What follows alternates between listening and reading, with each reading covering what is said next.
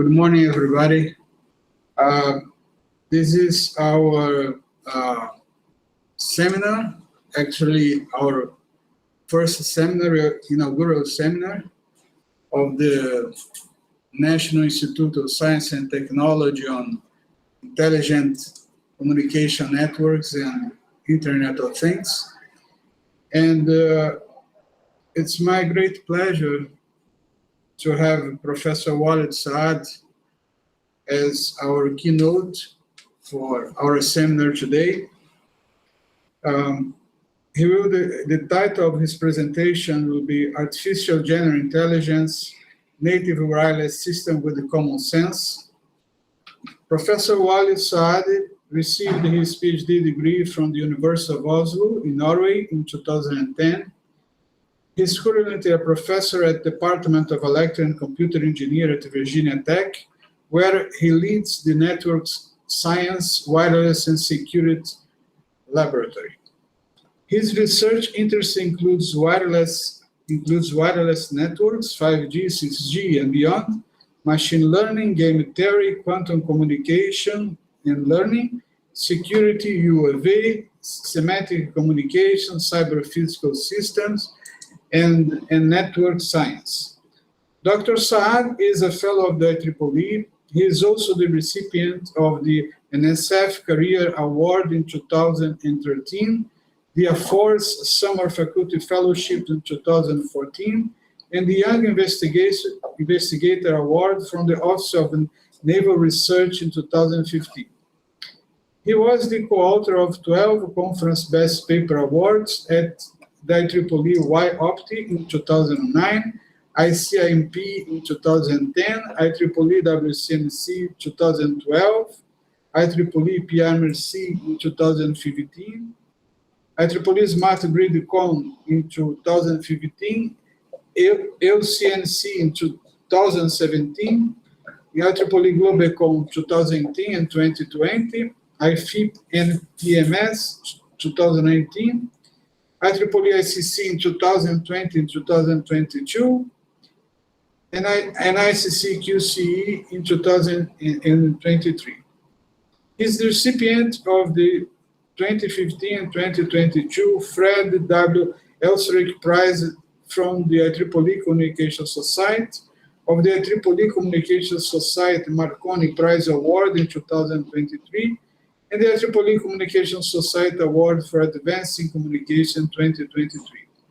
He was also a co-author of the papers that received the IEEE Communication Society Young Author Best Paper Award in 2019, 2021, 2023. Other recognition includes the 2017 IEEE Young Best Young Professional in Academic Award, the 2018 IEEE COMSOC Radio Communication Committee Early Achievement Award, and 2019 IEEE COMSOC Communication Theory Technical Committee Early Achievement Award. From 2015 to 2017, Dr. Saad was named the Stephen O. Lane Jr. Faculty Fellow at Virginia Tech, and in 2017, he was named the College of Engineering Faculty Fellow. He received the Dean's Award for Research Excellence from Virginia Tech in 2019. He was also an IEEE Distinction Lecturer in 2019-2020. He has been annually listing Clarivate Web of Science highly cited research list since 2019. He currently serves as an area editor of the IEEE Transaction Communications. He is an editor-in-chief for the IEEE Transaction Machine Learning Communication Network.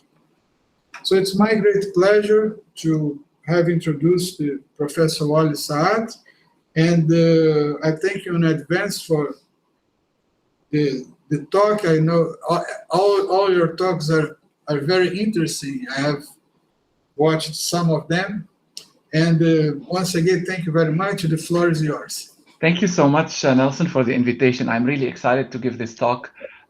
So in today's talk, I'm going to talk about our vision for future wireless networks, which you will see diverges probably from all the visions that we currently, which are mostly based on, let's say, Giga MIMO, Massive MIMO, or ORAN, and all that stuff.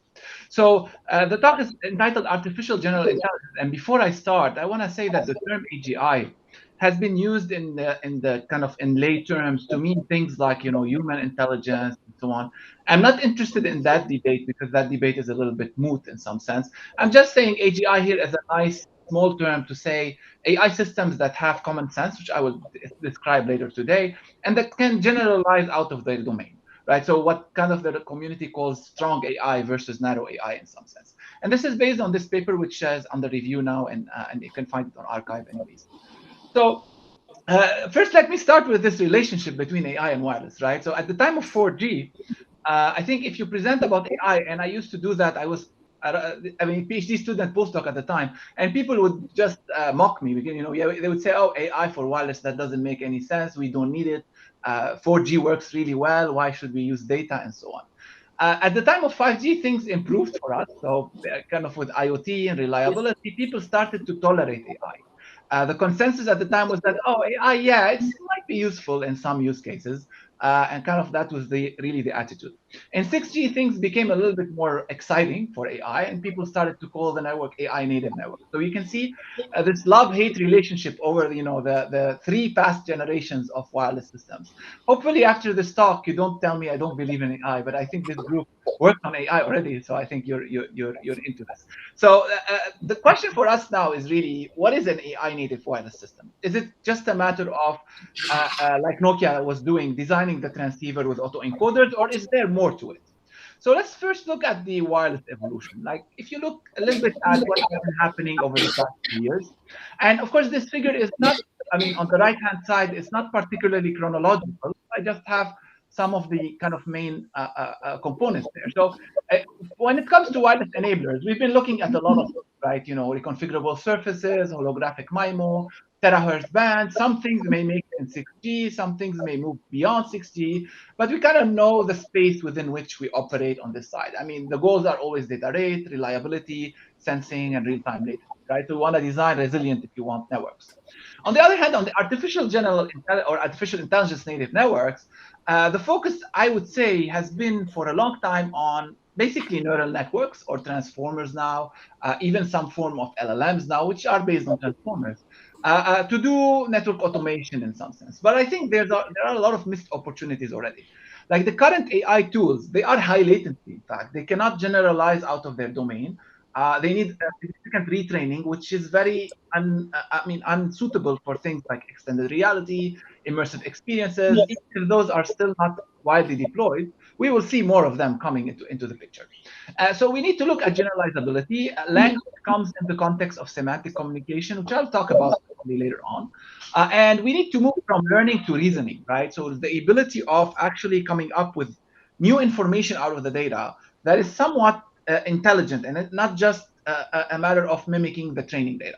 So there are a lot of enablers here, from intent-driven networks to generative AI, causality, which I will talk a lot about, and neurosymbolic AI. So the question for us is, in 2030, our goal is to have an AI native 6G networks. But the way things are going now, it seems that in 2030, we'll have a 5G network that was fixed, right? There's not a lot of new features as opposed to just fixing the errors of the past. So how do we move beyond that? And how do we get to something which I will call AGI native network that can enable things like avatars, augmented twins, even metaverse-like experiences, and autonomous network experience in the general sense?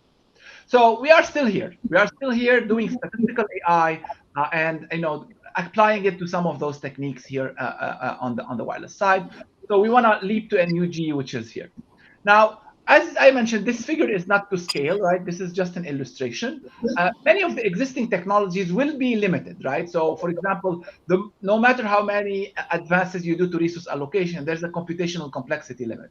No matter how much we work with spectrum, new bands, and improving cognitive radio and so on, you're still limited with the spectrum scarcity. Antenna design, no matter how many coupling you take into account, and no matter how many old electromagnetic books we go back to and put them in MIMO, we are still limited by what we can, by the gains we can achieve. And of course, channel capacity is almost expanded. So in the general sense, no matter how much incremental advances we do to the things we work on as wireless community, we are still very much limited by what we can do, because we did such a great job in the past that the network really work well now. AI provides an opportunity, of course, not to break the laws of physics, but to actually more intelligently use these capacities, right? So which is why I put it above the capacities, because you can actually better use all of these technologies. Like, for example, when I talk about semantics later, we can actually use less spectrum, which means even though we're limited, now I'm doing more with that. So we do more with less. And that is kind of the motto of what AI can help us do. So, of course, two main features of AI that allows us to do that is, one is full generalizability, meaning the ability to generalize to a whole sort of new scenarios and unforeseen new scenarios, and also to deal with things that we haven't experienced in the past. So these are two features that we don't have now, but they are important, and they can be put under the umbrella of reasoning, right? So the ability to reason new information, and of course planning, like, you reason and then plan what you need to do in the future. But those alone also are not enough, right? So the question is, can we actually incorporate the human common sense features, which include these two? And I'll tell you what they include as well in the next few slides. And for me, an AI network that can do that would have sort of what we call a world model, meaning a physically consistent or a faithfully consistent or a very faithful representation of the world we are actually modeling, including the electromagnetic world, but also the physical world, like the devices and so on. And the creation of world models that allow to create common sense is, in my opinion, what is AGI.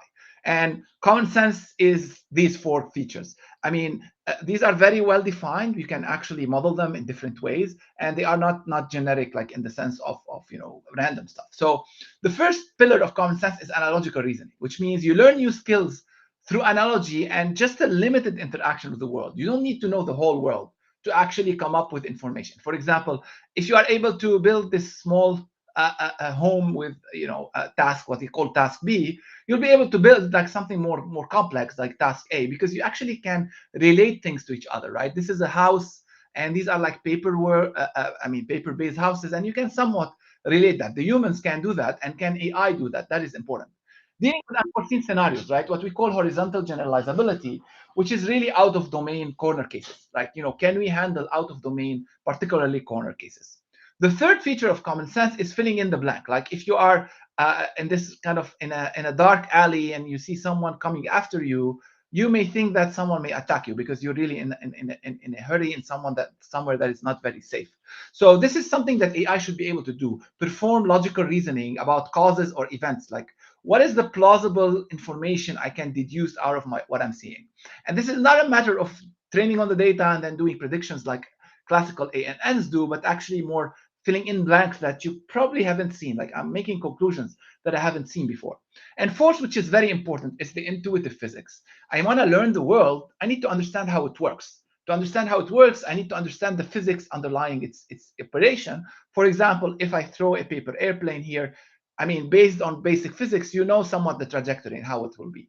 Can AI networks do that? For our sake, I think AGI is the ability to have these four common sense abilities. And this is not coming out of the blue. So if you look at the advances, or more like the state of art in the AI community, people are talking about AGI. Some people call it advanced AI or strong AI, or the terminology doesn't matter. But the idea there is, can we get some of those features? They haven't really formalized them the way we did in terms of the common sense, but they have talked about them. And in fact, if you go back to the early days of AI, there are papers that are not very mathematical, but they talk about common sense. But at the time, they didn't even have neural networks, so they couldn't really do that. I mean, I think that was in the 70s or something like that. So one of the important visions that it's appearing in the AI community is the one by Yann LeCun, where he said, yes, we need to have agents, a single agent. For him, an agent is a robot that have these kind of four elements in their perception of the world. They have a perception component, which really understands the world. And this perception component builds a world model. And then it takes actions through something called an actor. Of course, there's an actor-critic sort of interaction here. And there's memory and actions taken in the world. Now, while this vision is interesting, and in fact, Jan took it from a neuroscience. So this configuration existed in the past, not in the context of AI. there are issues in what he is proposing, especially when you look at it as a wireless person, where like things like perception, I can do them in the network. So he does not consider synchronization between the agents. So every agent has its small, like confined view of the world, which is okay if you're navigating an agent in a maze. There's no problem there. But if you are trying to control a network, I mean, I need to understand the broader picture of the world. And having like separate agent-based world models without coordination is not very, very good, because you may have different world perceptions. And also, how do we deal with the interactive reality between agents? That is something that this work does not address. And some of the common sense pillars, except for the world model, like intuitive physics and so on, don't come into the picture. And in this work, there's something called the configurator, which allows the agent to focus on certain areas. And by the admission of Jan, I mean, this configurator is still like a bit of a mysterious component. So we're not sure how to implement it. So we wanted to actually change this and see how wireless and AI can come together, not only so that we do AI for networks, but also so that we actually improve AI through the network. So the question for us was here really, can wireless be the missing piece for creating AGI? And can AGI be the missing piece for us to go beyond 5G and 6G and so on? So we think that the answer is yes, but there's a lot of work to be done. So this is what we think that a AGI native network will look like. It will have a perception module, and the input to that perception module is really the sensing data. As we all know, joint sensing and communication is something that will happen. And now we have input coming from the world, right? I mean, we have sensing of the vehicles, of the signals, and so on. Of course, there are other sensory inputs that come to the world. Now we need to build the perception module. What the perception module does is essentially create representations, tries to understand representations of this world around us. And those representations can be done in different ways. Today's talk, I'll focus quite a bit on the perception module. So we create these abstractions, and I'll later tell you what that means. And those are used to create a world model. For us, the world model is based on two foundations. Causality, because it allows me to do analogical reasoning and the likes. And hyperdimensional computing, because it allows me to have intuitive physics. So remember the common sense pillars. Through causality, hyperdimensional computing, actually we can achieve some of them. And there is an action planning module where it looks at the intent of the network and actually executes based on what I actually thought. Like, here you can see these plausible futures. It's really the network thinking. And it can only think if it has a world model. And this is something missing from all the AI for networks applications that we have. Now, in this talk today, I'll focus on perception and the world model. I'm not going to talk too much about action planning. I'm happy to answer questions there, but I don't have the time to go through that. Of course, everything should be grounded in quality of experience, quality of network experience, quality of digital experience if you have a digital twin, quality of virtual experience, and so on. And also, if you think about it, the world model is more of a foundation of a digital twin, right? Because I'm kind of twinning the world and simulating plausible futures, which is why in this slide I show a little bit this idea, the connection between the two. And this is based on this work of us and in the communication that appeared in CommMag. So you can see there's the sensing of the world, like the three aspects of the world: the physical assets, the twin of the car, and the twin of the humanoid, right? I mean, the human twin. And then we can have a complementary multi-view sensing of the world, create a world model of it, and then try to predict these plausible futures and what they will do, then take action into the world. So let's start with perception. Okay, sensing, like these four components, we've worked on all of them. Sensing, I may be able to give a talk on that separately. Perception is what I will focus on today, and world model. Action planning, we'll talk about it if there is time at the end, if someone is interested. So perception allows the AGI native network essentially to take this data and create what we call generalizable abstract representation. So you can think about it of these generalizable abstract representations as pieces of the data that describe it. So think of, I mean, in English, you can describe a situation. Here we're trying to describe a situation based on components of that situation, based on the data.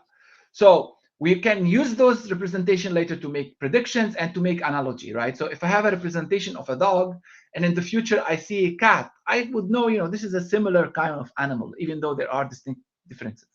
So why do I call them abstract? Because they summarize the real world elements by stripping them of non-essential data. Why do I call them representation? Because we encode them into symbols. So we need to use symbols. I'm not talking here about the communication symbols, right? That is a subsequent step. Here are symbols to represent the actual data. So how can we abstract the world element? The first aspect is to disentangle their meaning, or what we call semantics. And I'll go back later. So we were working on different areas, right? Semantic communication, AI for networks, and sensing. And then we saw that actually they come together into one really big picture. So disentangling the semantics means that, let's say you have this picture of the dog. Can I actually extract structures from it that are two types: learnable data and spurious data? Spurious data means something on this dog, like let's say there's a small dot on his paw that is not worth actually representing, right? We can send it as is, we don't need to work with it. But the learnable data actually is data that can be encoded into an abstract representation that has what we call a structure, this psi, and variability. Structure means kind of the general structure of the information. In this case would be a dog. And variability would be like special features of this dog, which is the husky features. So we have a semantic content element Y that is represented now with structure and variability. This is an abstract representation. And this can help me kind of like distill the information into its essence. This is not just compression, right? I mean, compression just reduces the number of bits. Here I'm trying to get an essence that allows me to describe this information, but also to, in the future, describe other dogs, not just this dog. So now I know, in some sense, I get a data structure that is the word for dog, and I can use it for future representation. So what are characteristics of these representation when we encode them? What should we have special properties? We need to have them generalizable, which means I maintain a common form. Like I can say human to mean a man or a woman, right? I can use it as a common term. They have to have hold the essential characteristics, and I already mentioned that. But also it is important and useful to have causal relations in these representations. Like, is there a cause and effect structure in the data? So causality is an interesting tool, even if you don't want to do AGI and so on. If you want to just look at AI for networks, I suggest you look at our VT magazine paper here, where we talked about causality, specifically causality, and its ability to do a lot of things in wireless. Because causality has three components. One is to discover the causal structure. For the sake of this discussion today, my causal structures will always be directed acyclic graphs, which we call a structural causal model, where there's variables that depend on each other, like V1 causes V2, V2 causes V4, and there are external random factors into the picture. So discovery is creating the structure. Representation learning means that you map large dimensional observations into lower dimensional causal variables. So I kind of use those to describe a larger dimensional observation. And inference is the case where you start making actual inference and predictions. So causality is useful. And in the past, there are books on this. They talk about the levels of reasoning. And this comes from a book from Judea Pearl, who is like kind of very involved in causality. He says that at the lower level, most of the AI tools, particularly neural networks, they look at statistical correlations and relationships, which is very good. And it created ChatGPT for us. So we're not really saying that is bad.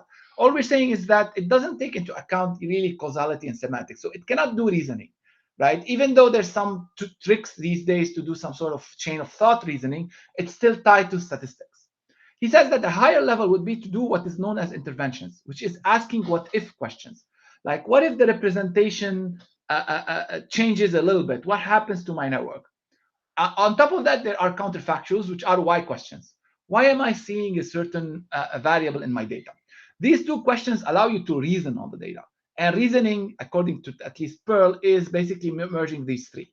So doing associative logic, we're not going to get rid of that. Doing interventions and doing counterfactuals. So what is perception for us? So now we can see it in a big picture kind of a way. So you have a world that is doing sensing, and then you use machine learning methods, potentially contrastive learning, to separate learnable and spurious data. And I say contrastive learning because we did that in Asilomar a couple of years back, but it's not the only way to do it. So you can see now the white data, I'm not going to represent it. This is data that's going to be communicated as is, and I'm not using it to build the world model or to build my semantic content elements. Then I create abstractions, and those abstractions are now describing semantic content elements. They have a structured entity and possible variability. So now I have basically representations of this world. Now, of course, I'd like them to be causal, but also I'd like them to be generalizable. And there's a bit of a tension there. If you use a lot of causality to represent the data, then you have more faithful predictions and you have better planning, because now you have like a complete representation with causality. But for analogical reasoning, this becomes challenging because now you kind of overfit the data. So it's very hard to reason on new things. And it's hard to predict with complex details. On the other hand, if you are looking at a more generalizable representation, predictions become simple, analogical reasoning becomes great, but there's less faithful predictions. So the accuracy is potentially worse. And for planning, you may get lower rewards. So these representations, which we will call Z, and I called it ZI before, you have this tension between these two. So to create them, you need to optimize a function like this, which has a reward, quality of service, prediction error, and generalization error. I cannot give, unfortunately, a general equation for this. I mean, this L, I, and J depend on your problem. So it will be different for different people. So, but the bottom line is, to create abstract representations, you need to solve a problem like this one. And I'm happy to discuss, potential solutions. Maybe others have better solutions than the ones that we have. So symbolic representation should be able now to, I represented the data, and I have a sort of elements that can create a world model. But now, how do I create a world model and predict the future and make an analogy? How is that possible? I need to transform those symbols to other forms. So we propose, and again, it might not be the only way, is to use what is known as hyperdimensional vectors. So why are hyperdimensional vectors with causality together good foundations for a world model? So hyperdimensional vectors essentially are vector of thousands of dimensions that represent a single symbol. So I kind of having a single symbol that has potentially 10,000 features, right? And this is really good because that's how the world look like. So information now is represented as a combination of feature vectors in an HD space. Now, remember intuitive physics? Physics, of course, there's a lot to physics, but one simple way to view the physics of the world is through vectors, right? Because vectors are easy to manipulate. They describe more or less a lot of the interactions in the real world. This is why we think HD vectors are useful, because they can allow you to do analogy and they can allow you to do intuitive physics. So these are like the two features of HD vectors. So how do we go from symbols? I have symbols so far. I didn't create vectors to vectors. This is where we need one more mathematical framework, which is known as category theory. So category theory allows you to basically understand in topological space how a certain representation looks like. And it comes from topology. There's a lot of mathematical equations involved in some sense.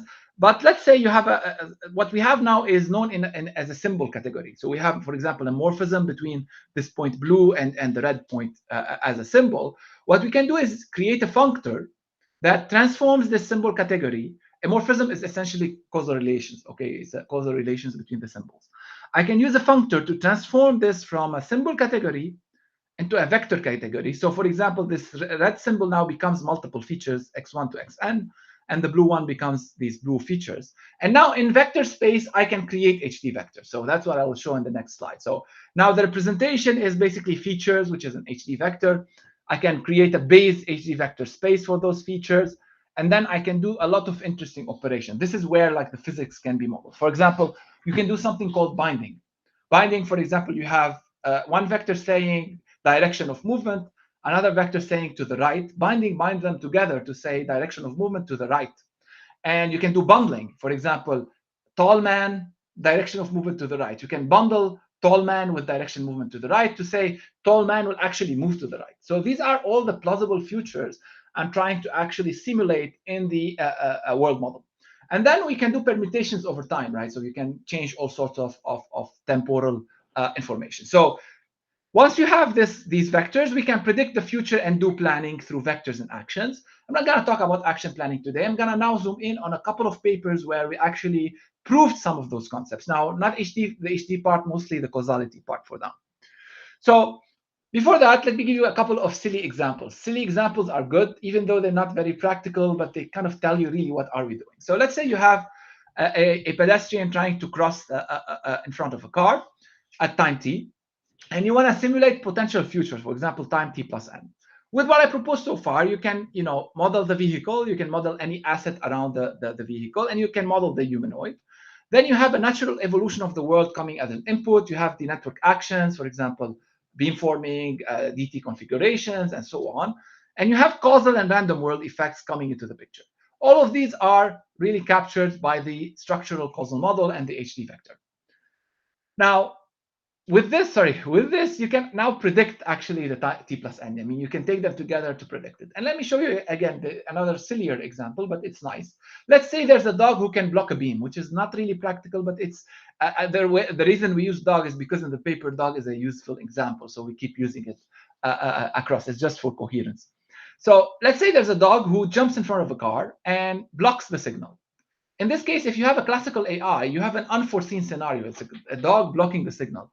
You have never seen that before, so you need to do a lot of retraining in order to redirect the beam. In AGI, well, a dog blocked the beam, but I have a world model, and the world model, I can first potentially predict that the dog is gonna get into that obstacle before he actually does it. Also, in the past, I have seen situations like this because I have like intuitive physics understanding, so I can actually redirect the beam immediately, quickly. So here, the signal will be blocked unless you do a lot of retraining. In the second case, the AI tool has never seen a dog at all. And then this dog comes in front of the car, blocks the beam and blocks the car. So AI is confused and there's a crash. On the second side, in the AGI case, I mean, dog, maybe I haven't seen a dog, but I've seen another truck in the past blocking or trying to crash into this car. So yeah, it's an obstacle. I know what it is. I do analogical reasoning. Like, if I'm humans do analogical reasoning all the time. Like if you know how to open a certain door, you can always open another type of door. So here it's the same. I mean, I do analogical reasoning and I move the car away, and I also move the beam away as well. So when I said I move the car away, this tells you why wireless and AI now come together. Now I can actually control the world, not just the wireless network, because I was able to link AGI or to link the world model into a world coming from the communication network. Now let me start with an application. So semantic communication is a great application. So if you attended semantic communication talks, there's always this idea of saying, okay, in classical Shannon theory, we send all the data and the communication is agnostic of the meaning of the messages. But can we actually convey semantics or meanings as per Weaver, who actually proposed that at the time of Shannon? Can we actually encode certain semantics in our transmission? Now, what does semantic mean for a communication network? I think there has been a lot of talks over the past few years trying to define the semantic of semantics. I think a lot of them end up saying, oh yeah, well, let's do joint source channel coding and take into account features of an image, which is perfectly fine. That's really a good problem. But in my opinion, at least, that is not what semantic communication should be. What semantic communication should be is basically a piece of AGI, meaning now semantics are just the abstract representations of all those entities. The transmitter and receiver can now have a model of the world they're looking at. So I can call them actually teacher-apprentice. The teacher extracts minimal meaning from the data to describe what he's transmitting. And the apprentice can now both reconstruct what he had and actually come up with new information, because we can create a machine language now. Machine language based on those semantics. And that allows us to send a representation, do a language-based interaction, and better use the capacity. So with this teacher-apprentice is not a really crazy idea. It comes from human communication, because in human communication, it turns out that we actually try to manipulate each other's brain, and there is a causal view of that. So let's talk about two actual results. So I'll try to show you how this works. The first one is a TWC paper with my postdoc Christo. So we looked at a simple case, two nodes, transmitter receiver. There's a world state that the teacher perceives, and there's some entities extracted. So these are like the pieces, the causal variables in some sense. We don't do the extraction in this work. We assume it was already done. So these entities, I renamed them SI just for convenience, and then ZT just to be coherent with my notation. And we put them in an encoder. So we need to transmit them to the apprentice. So we don't want to transmit everything. So there is a syntactic space, all the vocabulary, the semantic words that we know. But we need to use a representation space U that is a subset of that. And the question here for us is, what is the smallest U I can do to actually convey the information I have without sending without using all the Z's? And then from here, we, at the receiver, I probably should remove this DNN. It's not necessary, actually. We extract the semantic space. So we find Z conditional on the U that was transmitted and the context, C, the context of the communication. And then we do reasoning to take an action. That action could be, for example, displaying a VR image, or it doesn't matter what it is, a robot in the car, a robot in the world. And so this Z must be represented by U, transmitted, recovered, and there's a phi happening here. There's a problem of an emergent language here. We want to create a language out of a vocabulary. So that is one problem. The second problem is, how does the apprentice reason? How does the teacher reason over the data and the apprentice generalize over the data, right? And this is where we will use neurosymbolic AI. So neurosymbolic AI is a field of AI that uses neural networks because of their ability to handle data, and symbolic AI, which is really the oldest type of AI that looks at concepts and symbols to do reasoning and generalization. So you can see we have in pink everything that is neural, and green everything that is symbolic. And not because I'm a game theory fan since I was a PhD student, but because we have an optimization problem here. Turns out that finding the language is a game theoretic problem, and I'll get to it in the next couple of slides. So for the reasoning, we use generative flow networks and logical neural networks and symbolic. I mean, there is a symbolic component to that. So there's two problems I'm trying to solve. The first one is creating the language, which you should describe Z, and so that you reduce redundancy, save bits per bandwidth, and so on. The second is a reasoning problem, which is I need to represent these causal structures and make logical conclusions out of them. This problem we solve it with game theory. This one we solve it with generative flow networks. I will present the solution for the first problem only, just because I don't have the time to go through everything. So the first problem is interesting. The teacher has to maximize or an expected value of a semantic information subject to a what we call a surprise factor. And I'll get back to tell you what those are. And he needs to find a policy that does this maximization. On the other hand, the apprentice wants to maximize the information that it receives. So how relevant is the information I receive at its side? So let's look at the transmitter. There's actually two kind of interesting problems there. One is I want to transmit as little as possible, right? I want to minimize the amount of data I send on the channel. Of course, a trivial solution would be to send nothing. You send nothing, then there's no information, then that's minimal. But that cannot be the case, which is why we have the constraint. The constraint is how relevant is the information to the apprentice. The more relevant it is, the better it is the more meaningful it is for the communication model. So we have the surprise, which we need to minimize, which is informing, if you wish, the apprentice, and there's a computational cost.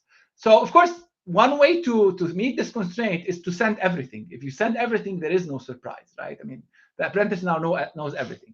But there is a trade-off. So I don't want to send a lot, but at the same time, I want to constrain the surprise. So which is why this is an interesting problem. It is a game because the optimization of the teacher transmission depends on what the apprentice is gonna do. So it's not, remember, game theory is just an optimization framework where you have dependencies across the agents. Now, you would ask, how would I find this semantic information? So there's two components to it. One component is just a mutual information, because I'm just trying to find the Z, the U that represents the Z. And the second component is to be able to do logical reasoning, meaning, let's say, prove a theorem at the apprentice. I want to prove a theorem based on logic, like or and so on. This is where we use category theory. So we have a mathematical way to actually formalize that. If you're familiar with the Carnap and Bell-Hilaire semantic information model, our approach with category theory is much broader. So, of course, if you have a game, the solution of that game is what is known as a Nash equilibrium. And it turns out in this game, there's an interesting solution. There's 3 Nash equilibria. One says, send everything with one word. That makes no sense.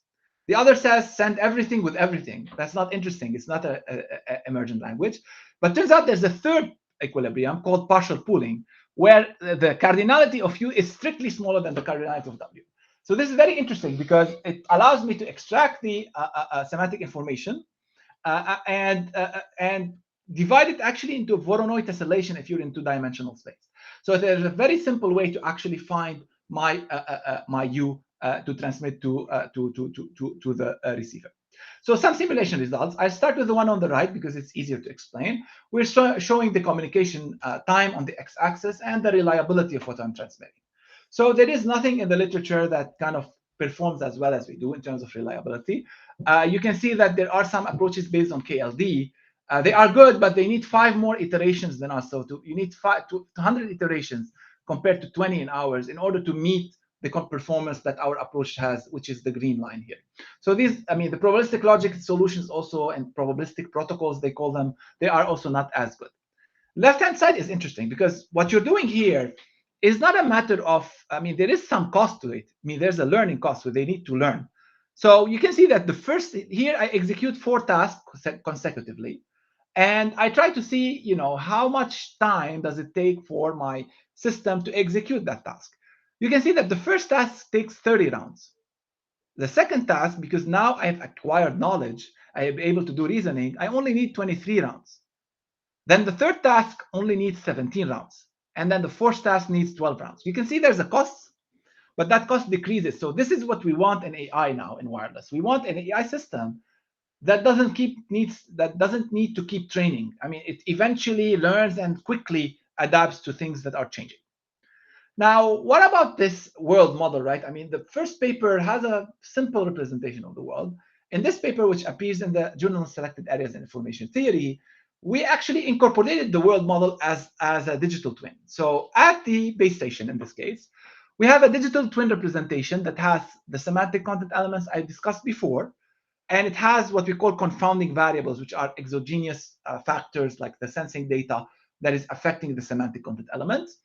And there's at the base station, it's reasonable to say that you can build a world model as a twin because you have all the information. So you can have causal semantic representation. So this cloud or base station can be seen as what we call an expert, right? Because it knows the world really well. Now, this is not very useful for us because in the real world, there's an agent like a robot in this factory that actually needs to make the decision. So we need to communicate the expert information to that agent. Of course, one naive way would be to send everything, but that's not good for the channel. So can we send semantics? So there's a semantic communication between an expert and what we call an imitator who's trying to imitate the expert. So this is the base station, this is the robot, and we need to send those over this channel. So an example would be to have sensors at the base station and an autonomous factory. Another example would be to have ORAN here, right? So you can have an ORAN a component communicating with another ORAN component. So what we do here is we need to quantify the information between the cause and effect. Like, what is the measure of that? How good is my representation, my causal representation? Turns out that there's something called intrinsic information. It comes from neuroscience, from the field of integrated information theory, which is really a Wasserstein distance between the transition probability conditional on the probability of having SIT minus 1. SI are these causal structures. And there's a similar one for the effect. So this is for the cause, this is for the effect. So this is T minus 1 to T, this is T plus 1 to T. Integrated information is nothing but a combination of these cause and effects for a given partition of the world. Like, how do I partition the world into cause and effects? So the integrated information measures this, how good is my acyclic graph through a minimum between, you know, the cause and effect information, essentially. So for me now here in this work, I can define semantic content element as the one that maximizes the integrated information. So I'm trying to find a partition of my data that maximizes the integrated information. It's not an optimal scheme, it's suboptimal, but it's good enough to extract these SCEs. Now, what am I trying to do here? On the transmitter side, on the expert side, I'm trying to find the causal structure. So I'm trying to find the causal structure. I'm trying to do this causal discovery, and I'm trying to communicate the semantics. So there's two problems: finding the causality and communicating the semantics. Both can be posed. I mean, this can be posed as an optimization problem, and this one as well. And we can have some solutions for those. They're suboptimal, but they're good. And then at the imitator, you need to do like a state modeling. So we use generative AI model-based RL. We reconstruct what we do, and we perform the action. Remember, there are confounding variables. These are variables only known to the expert, and the imitator needs to estimate. We can mathematically show, and I'll show you the next slide, that these are very important. But this slide actually shows the partition I get from the integrated information. So solving this problem, the discovery, allows me to reduce the data from this to this. So I have only a few points that represent the whole data, which are points corresponding to my causal structure. So this is how this kind of works. And as I said, the error in semantic information can be made arbitrarily small if the posterior on the confounding variable is around the true value. So this is why the estimation of these confounders is very important. It kind of tells me how good is my representation. And what we show, which is interesting, is that topologically, the cause and effect in an SCM are nothing but an abstract simplical complex. So we can now discuss like a first level simplical complex, a second level simplical complex to describe these causal structures. Why is this useful? Because now I can represent meaning mathematically. Second, I can actually rigorously formulate reliability, similarity, and all sorts of stuff. And finally, we have an interesting small result here that says, I mean, I don't have the math, but the math in the paper is that the discrepancy in this transition probability modeling dominates the error in performance, so the average regret, which means I need to accurately model the physical environment. Generative AI, I don't know if LLMs, but in the general sense, like maybe GANs and diffusion model can help close this gap. Simulation results show on the right-hand side, our reliability is better than using transformers, which is this is our victim in some sense. We are saying statistical-based AI networks, while they're very good, they have issues in terms of reliability. And on the left-hand side, we show that also the learning accuracy of our approach is much better than other baselines. And this is an interesting result on the left-hand side. So we show over time a network where we insert a change in the network. Of course, you have AI, you can always retrain. The transformer will be able to start adapting, but our approach adapts extremely quickly. And you can see the transformer, I think I need more iterations here to get it to converge. Why is this important? Because in wireless, we want to reduce latency. We want to improve reliability. And then we go and use transformers and similar structures and say, oh, great, look, I have AI native network. We are forgetting that this issue is a problem. And this is why wireless I don't think we're going to see real AI implementations until we realize as a community that the current AI tools we're using are not the ones we should use for communication networks. And then we see on the right-hand side that the error rate is better for us as well, and that's obvious. So a quick conclusion now, like AI native networks is very exciting area, right? And it's where we can do advances to networks, but we need to move towards what I called AGI, and there are features for that. Slapping autoencoders, playing with LLMs is nice, but it's not probably gonna get us there. Generalizability is really very important. Can we generalize and reason in the network? There are, of course, constraints, energy, computing, other factors I don't have the time to discuss. And we need more ways to model the physics, right? I mean, we talked about HD vectors. I cannot claim they are optimal ways. I mean, there might be other things that are more intelligent things that I don't know about today. And we're kind of trying to go from a data-driven network, which is the past. Like in 4G, I think we used to have like some points of the data and then make conclusions out of them. Today, we are in my opinion, what we can call the information-driven world. So there are linked elements in the data, but we don't make conclusion around them. What we want to do is organize the information and be able to reason on it. And this is where AGI comes into the picture. So we can get to human-like reasoning. Again, I'm not saying as humans, I mean, it's just a term here, just like generalizable AGI networks. And I have to acknowledge the driving force behind the work. So Christo and Omar, Omar is the driving force behind AGI. Christo is the driving force behind causality. And Christina is the driving force behind semantics. So Christo is my postdoc, Omar, my current student, and Christina, my former student. And finally, thank you, and I'm happy to answer questions. Thank you, Professor Walid, for this very enlightening talk, which show kind of a roadmap for the future of wireless, for intelligent wireless. It's true that although we are still in the data stage, we needed to move ahead for the information knowledge stage of the network. I will do the following. So thank you very much for the talk. And before we go to the question and answer session, I will stop recording. Just a second.